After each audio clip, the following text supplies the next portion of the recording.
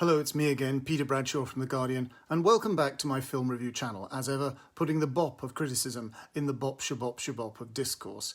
And I want to drop the tiniest reminder that you might want to subscribe to this channel and leave a comment. Oz Perkins, son of Anthony, has written and directed a satisfyingly nasty and macabre serial killer horror, Longlegs, intuiting something strange in Get It On by T-Rex, whose lyrics are reproduced in the opening credits. Micah Monroe plays FBI rookie agent Lee Harker, and I like to think the surname is a tribute to Jonathan Harker in Dracula. Despite a tough upbringing, living with a depressed single mom, Lee is a smart agent and beginning to astound her superiors with what looks like a kind of superpower. She has a psychic sense of where the bodies and the killers are to be found. Soon they put her onto their most pressing case, the satanic cultist serial killer who calls himself Longlegs, played by, who else? Nicholas Cage. Is it scary being a lady FBI agent? Yeah. Take a nice long look. A letter was left with the bodies. Signed with one word. Instantly, Lee gets a feel for Longlegs' MO. She sees the pattern in his murders and only she can decipher his runic notes. But Lee is also disinterring a suppressed memory, shown in flashback at the very beginning of the film, when she herself was a little girl. She encountered the awful Longlegs, a horribly disturbing moment. What happened after that? Why can't she remember? Are her supernatural forensic skills just down to Longlegs? Nick Cage is of course suitably grotesque, though perhaps no sight of him is as purely scary as the first partial, traumatised, recovered memory glimpse. Longlegs is partly in the rational serial killer vein of psychiatric horror, like Thomas Harris, and of course Lee Harker is a little like Clarice Starling, being guided or seduced or tutored by Hannibal Lecter. But the film is also in the supernatural genre in that it isn't simply that Longlegs believes himself to be in the devil's service. He actually is, and he wouldn't be able to baffle law enforcement without the Prince of Darkness's help. It's a really insidious, ingenious, tightly constructed story with an electric current of fear. And now it's time for that much-loved occasional feature on this channel, Serendipity Corner.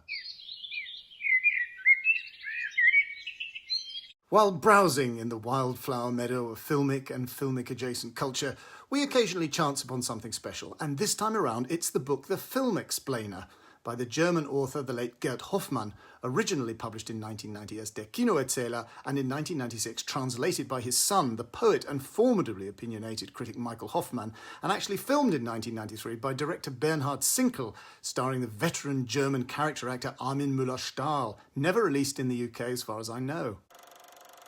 Mysteriously, The Film Explainer is billed, as it were, as a fiction. On the front of the original German edition, it's called a Roman, a novel, but it also appears to be a basically factual memoir of the author's grandfather, an eccentric, extravagant, cantankerous old man who was employed in Limbach in Saxony in the 20s and 30s as a film explainer for the silent movies, formerly employed by the circus, and possessing a tattered, colourful costume with tailcoat and hat from those days, grandfather, as he is always simply known, thumps out a raucous piano accompaniment in the manner of silent films that we all know about, but also, with the aid of a stick, points out to the audience things of interest on the screen and explains what is going on and why we should care.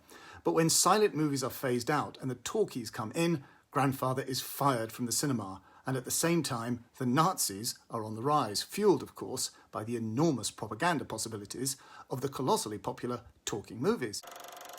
It could be that this is a memoir lightly fictionalized, as memoirs always are at some conscious or unconscious level, but perhaps Hoffmann has made serious changes to what he remembers. But this isn't clear. What also isn't clear is whether there were ever any other film explainers in Germany or Europe or anywhere at all, or if this uniquely intrusive and annoying job was only ever held by one person, grandfather. Either way, the work of the film explainer would appear to be a prehistoric mix of a director's commentary and, let's face it, the function of a critic, absurdly conceited, dressed up and tricked out like some sort of performing artist, but without the original creative artistry, bumptiously pointing things out and getting between the audience and the film. And yet, the film explainer is a passionate evangelist for cinema, with an encyclopedic knowledge of what's on offer, and this book itself isn't a bad introduction to the silent cinema of the time, with movies by Fritz Lang, F.W. Murnau, etc., etc. And it's also a reminder of the huge star status in those days of Emile Jannings. It's a fascinating, unclassifiable book with an amazingly unexpected ending. It's out of print right now, but you can get a second-hand copy online. Check it out.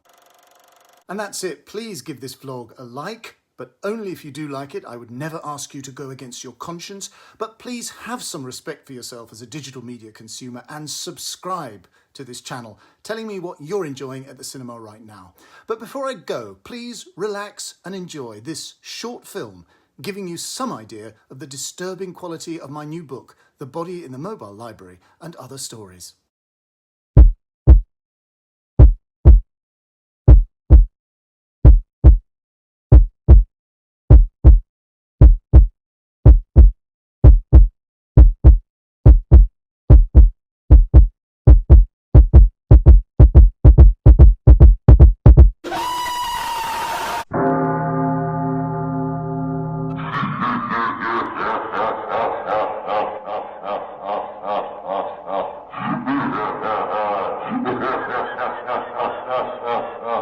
Is it horror? Is it post-horror? I leave it to other critics to decide. But please, come to the reading I'm doing this Saturday, July the 20th at Greenhouse Books in Stockport. The link is given below. See you there.